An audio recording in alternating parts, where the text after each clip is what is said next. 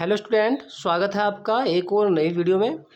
तो स्टूडेंट्स, इससे पहले की वीडियो में हमने चर्चा कर ली थी आणविक उन्नयन स्थिरांक, और हमने जो मोलर उन्नयन स्थिरांक है उसको भी पढ़ लिया था, क्वथनांक में उन्नयन भी पढ़ लिया था।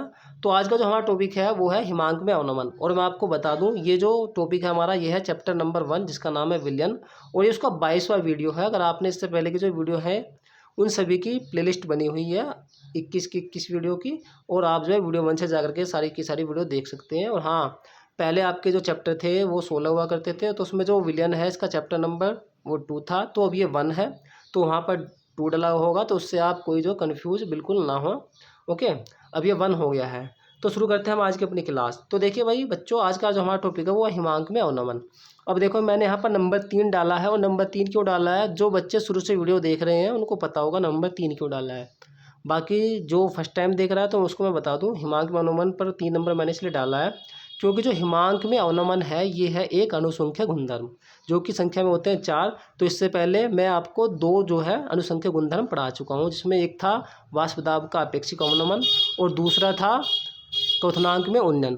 तो आज का हमारा जो टॉपिक है तीसरा वो है हिमांक में अवनमन, या इंग्लिश में हम इसे कहते हैं depression in freezing point. Okay, तो देखिए, अवनमन का मतलब होता है कमी, और हिमांक का क्या मतलब होता है, जमना। ओके, तो यही हमारी डेफिनेशन होगी कि जो हिमांक में अवनमन अर्थात जो घटना है, जो जमना है, जो जमना है, जमना में इसके जमने में किस में कमी आएगी, तो यही हमने जो है इसमें जानना है वीडियो में। तो देखिए बच्चों, मैंने सबसे पहले डेफिनेशन समझाई है यहाँ पर हिमांक की, क्योंकि सबसे पहले हमें जो हिमांक होता है उसी की डेफिनेशन पता होनी चाहिए कि क्या होती है। ओके, तो देखिए, किसी द्रव का हिमांक वह ताप है जिस ताप पर किसी द्रव का जो वाष्प दाब है उसकी ठोस अवस्था के बराबर हो जाता है।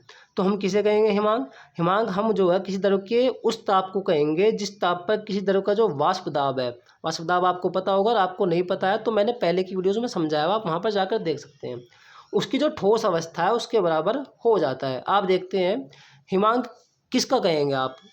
जो भी कोई ठोस पदार्थ जम जाएगा उसे तो हम हिमांक कहेंगे। और अगर आपको इससे भी सिंपल डेफिनेशन देखनी है वो देख सकते हैं आप नीचे वाले। तो देखिए, वह ताप जिस पर कोई द्रव जमने लगता है उसे हम क्या कहते हैं? हिमांक कहते हैं। और ये आपने छोटी क्लास में डेफिनेशन पढ़ी होगी।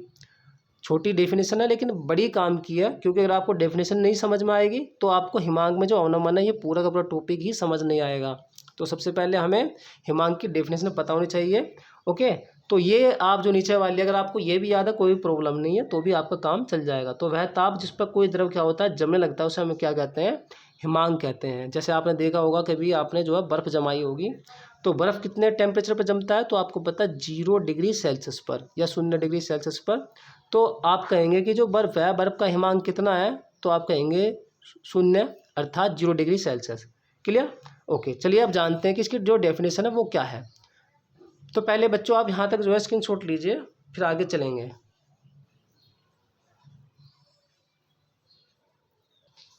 तो देखिए बच्चों,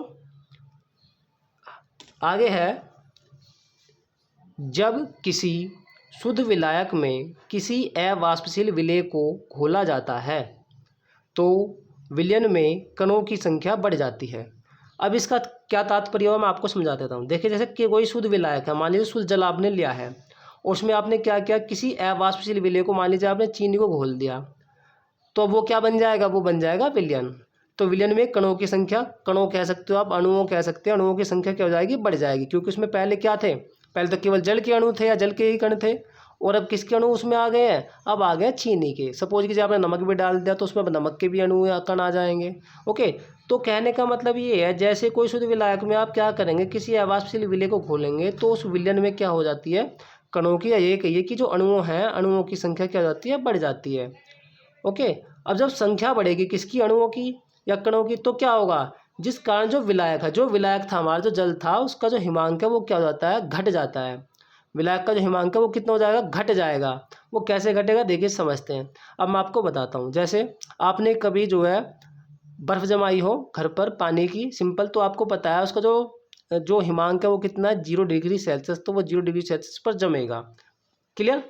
और अगर मान लीजिए आपने उसके अंदर कोई अवाष्पशील विलेय डाल दिया, जैसे सपोज कीजिए आपने कहा कि हमें तो जो है जो आइसक्रीम है वो दूध वाली बनानी है, और उसमें जो है जो बिस्किट वगैरह वो सब डालने हैं। तो आपने क्या किया, उस पानी के अंदर दूध भी डाल दिया, उसके अंदर बर्फ़ भी बिस्किट डाल दिया, चीनी डाल दी, तो कई चीज़ आपने डाल दी।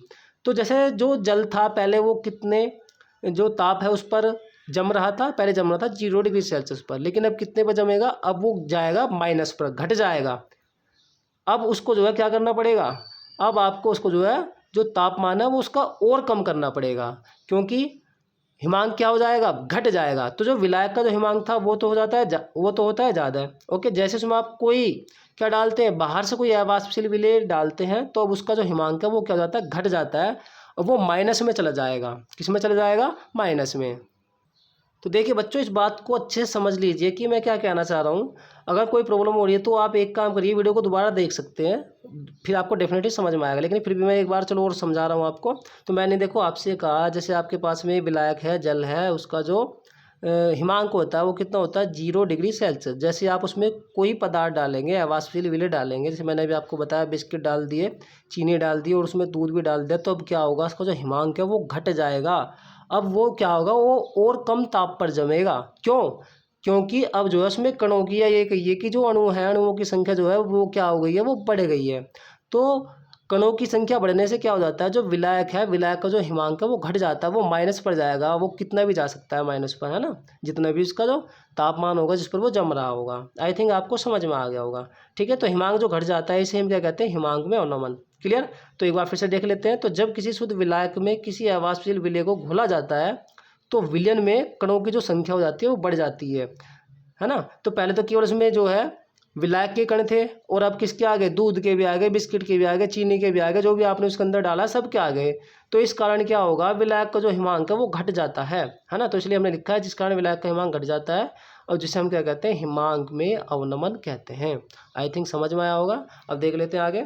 तो देखिए, यदि शुद्ध विलायक का हिमांक क्या है, टी है, तो शुद्ध विलायक के हिमांक को मान लिया हमने किससे दर्शाया, टी से। क्लियर। तो विलयन का जो हिमांक है उसे हम क्या कहेंगे, तो हम उसे कहेंगे टी एस। एस का मतलब यहाँ पर सॉल्यूशन अर्थात विलयन। क्लियर। तो हिमांक में अवनमन, तो हिमांक में कितनी कमी आएगी, तो आपको पता है, अगर आपको हिमांक में अवनमन अर्थात कमी, अवनमन का मतलब क्या होता है, कमी, अगर आपको हिमांक में अवनमन यानी कमी निकालनी है कि कितनी कमी आई है, तो आप क्या करेंगे, जो शुद्ध विलायक है, शुद्ध विलायक में से क्या घटा देंगे, जो विलयन का हिमांक है, जो भी माइनस में आया उसको घटा देंगे, तो हमारे पास में क्या आएगा, हिमांक में अवनमन अर्थात कमी जो भी आई है। और एक बच्चों को यहाँ पर कन्फ्यूजन ये बहुत होता है कि किस में से किसको घटाना। तो देखिए, ज़्यादा में से हम हमेशा क्या करते हैं, कम घटाते हैं। तो ज़्यादा इसमें क्या होगा, अधिक क्या होगा, अधिक होगा इसमें विलायक का हिमांक, और कम क्या होगा, विलयन का हिमांक। मैंने भी आपको बताया था, है ना। तो हम अधिक वाले में से क्या करेंगे, कम वाले को घटाएंगे। तो इसलिए हमने लिखा है T minus T S. T यहाँ पर क्या है, टी यहाँ पर है विलायक का हिमांक, और टी एस क्या है, टी एस है यहाँ पर विलयन का हिमांक। क्योंकि विलयन के हिमांक जो होगा वो क्या होगा, वो कम होगा। तो विलयन के हिमांक को अगर हम घटा देते हैं किस में से, विलायक के हिमांक में से, तो हमारा क्या मिल जाता है, तो हमें हिमांक में जो अवनमन यानी कि जो कमी आई है उसमें वो हमें मिल जाती है। या इसको हम सम्मिलित रूप से लिख सकते हैं डेल्टा टी एफ। क्या लिख सकते हैं, delta T F, T minus T S, या इसको हम क्या लिख सकते हैं, पूरा का पूरा delta T F. Delta T F का मतलब, डेल्टा टी एफ का मतलब भी है हिमांक में अवनमन यानी कि T minus T S. Clear. या तो आप टी माइनस टी एस लिखिए, आप लिखिए delta T F. Okay, screenshot लीजिए। अभी आगे थोड़ा सा एक और इसमें इम्पोर्टेंट पॉइंट है, चलिए देखते हैं आगे। तो देखिए बच्चों, एक संबंध आपको याद रखना है कि जो हिमांक में अवनमन है वो समानुपाती होता है किसके, वाष्प दाब में अवनमन के। अब वाष्प दाब में अवनमन क्या है बच्चों, ये देखो मैंने पहले पढ़ाया हुआ है, मैंने आपको पहले भी कहा था। और एक पॉइंट आपको याद रखना है, हिमांक में अवनमन, और ये किसके समानुपाती होता है, मोललता के। किसके, मोललता के। देखो ये बहुत इंपॉर्टेंट, और यहाँ पर न्यूमेरिकल भी एग्जाम में पूरा यहाँ से 1 नंबर का पूछ लिया जाता है, या संबंध अगर आपसे पूछे तो ध्यान रखना, बहुकल्पीय में भी एक क्वेश्चन पूछ लिया जाता है। ओके, तो हिमांक में अवनमन को हम किससे दर्शा सकते हैं, डेल्टा टी एफ से, भी मैंने आपको पहले ही पढ़ाया था पीछे। तो किसके समानुपाती हो गया, किसके, मोललता यानी स्मॉल एम। स्मॉल जो एम है यहाँ पर अनुभार नहीं है, यहाँ पर क्या है, ये मोललता है, ये आपको ध्यान रखना है। या डेल्टा टी एफ, जैसे हम यहाँ से समानुपाती को हटाएंगे तो यहाँ पर एक स्थिरांक आएगा के एफ इंटू एम। एम तो आपको पता है क्या है यहाँ पर, अनुभार। तो यहाँ पर के एफ क्या होगा, मोलल अवनमन स्थिरांक। अब मोलल अवनमन स्थिरांक क्या है ये मैं आपको भी नेक्स्ट वीडियो में बताऊंगा। फिलहाल आप यहाँ तक स्क्रीनशॉट लीजिए। तो बच्चों मैं आशा करता हूँ आपको जो हमारी क्लास है वो अच्छी समझ में आ रही होगी। अगर अच्छे समझ में आ रही है तो इतना ज़रूर कर देना बच्चों कि वीडियो को लाइक कर देना, शेयर कर देना अपने सभी साथियों में, और हमारे चैनल पर नए हैं तो उसे सब्सक्राइब जरूर कर लेना। तो बच्चों मैं आपको मिलता हूँ एक और नेक्स्ट वीडियो में। तब तक के लिए नमस्कार, जय हिंद, जय भारत। पढ़ते रहिए और अपने अच्छे अच्छे जो नोट्स हैं उन्हें बनाते रहिए।